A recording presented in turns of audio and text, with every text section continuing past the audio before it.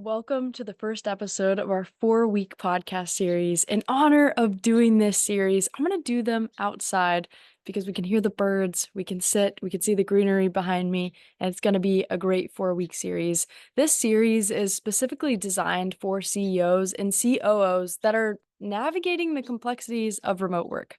I'm Keely Antonio, the CEO and co-founder of FeelSwell Experiences, where we specialize in curating these purposeful, nature-focused offsites that blend the tranquility of nature with strategic business planning. My passion for enhancing workplace culture and mental health and team connection has been recognized by CNBC, The Today Show, and various podcasts. My journey, when I think back, it started because I was a Gen Z employee. I entered the workforce in 2020, right in the midst of the pandemic. Think about where you were during that time. And like many of you, I experienced the challenges of remote work firsthand, including burnout and lack of connection. I mean, who wasn't feeling disconnected during that time? And this experience, it ignited my mission to create environments where team members could feel valued, they could feel connected and supported.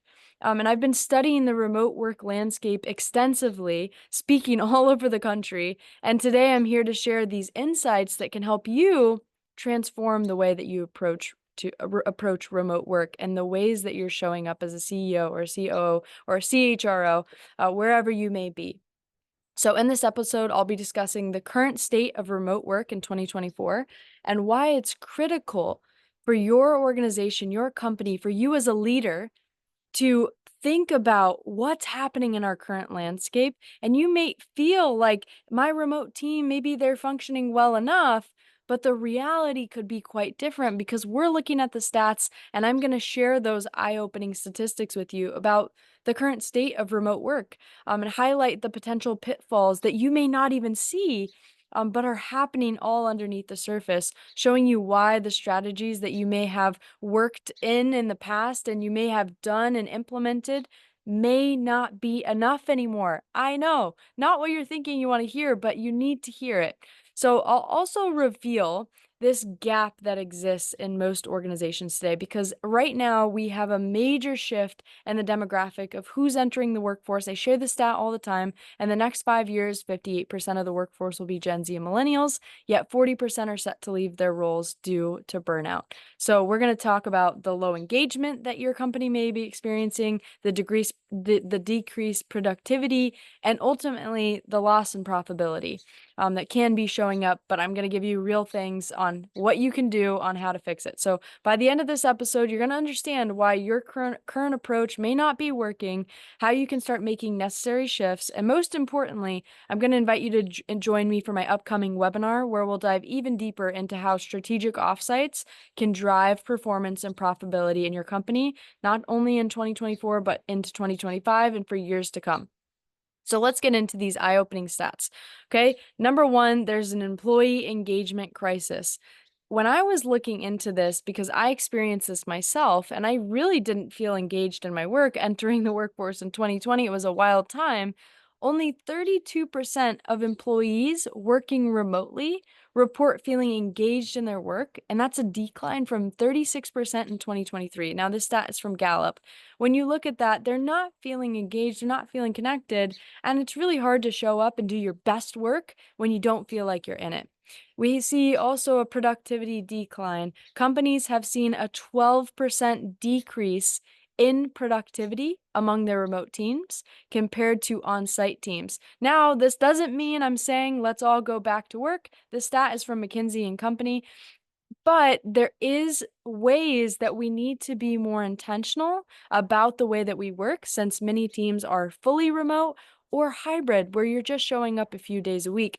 Now, I'm working and I'm speaking to all of these different remote teams. Some of them have never even met each other before. So I just want you to think about that for a moment. If you've never met somebody before, and you think about when you meet someone on Zoom versus when you meet them in person, think about the differences that happen when you have that aspect of not actually being in person together. And then number three, I don't think a lot of people really realize this one. I'm going to actually give you two stats here on the loneliness epidemic that really is existing in our world right now. 45% of remote workers report feeling isolated, which has been linked to a 21% drop in team collaboration and innovation. This is by Harvard Business Review 2024. So not only that, is there a large portion, almost half of remote workers feeling isolated. We've also got that 70% of Gen Z who's currently entering the workforce and has been for the last 4 years feeling lonely 70% of the time. Now, that is really, really high, and that's the next generation that's coming into the workforce and is feeling that at an all-time high. So we have to be a lot more intentional about the ways that we build in connection and why we're connecting, because there is so much loneliness, which is really dropping the team collaboration and innovation. Because when you feel lonely, I mean, just think about it for yourself. I'm sure at some point in your life, we've all felt lonely in different aspects. But what feeling that brings on, it leaves us in the state of not wanting to even connect and not feeling creative enough to think about new ideas or do things differently. And then lastly, attrition rates. Companies with poor remote work engagement strategies experience a 16% higher employee turnover rate compared to those with strong engagement practices, and that's Deloitte. I gotta tell you, when I talk to companies about turnover, one of the biggest things that we talk about is that it's costing them 3 times more to go and hire someone new than it is to keep that person. So we really have to hone in on how do we keep these people here? I mean, people are frustrated, right? They're leaving jobs left and right. They're staying 2 years and then they're on to the next 2 years, 2 years, 2 years, and they're moving on like this. It's turning over so quickly. And I know even a lot of the salespeople that I'll speak to, they'll say, yeah, it's really hard to even do sales because the person that I've built a relationship with over the last 2 years, they're not even there anymore, right? They've moved on. And so we have to figure out, how do we keep people in environments that they really enjoy being in and prevent them from wanting to just go on to the next company because the company culture and the way that we're working is just so poor, and they're not engaged and they're not showing up and they're not feeling creative and all these other things. So I hope that just from these stats, and I know I shared a couple extra there that I didn't plan on sharing, but I need you to know them.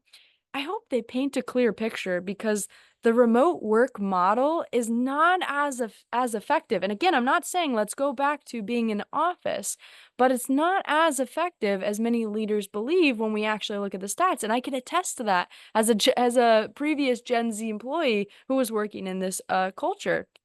So the problem lies in the gap between what companies think is working and the reality of the low engagement, the declining productivity, and the sense of isolation among remote workers. So if your company continues, and this is really important to hone in on, to rely on outdated remote work strategies, you're not just maintaining the status quo, you're potentially setting your company up for failure. I say this one sentence all the time.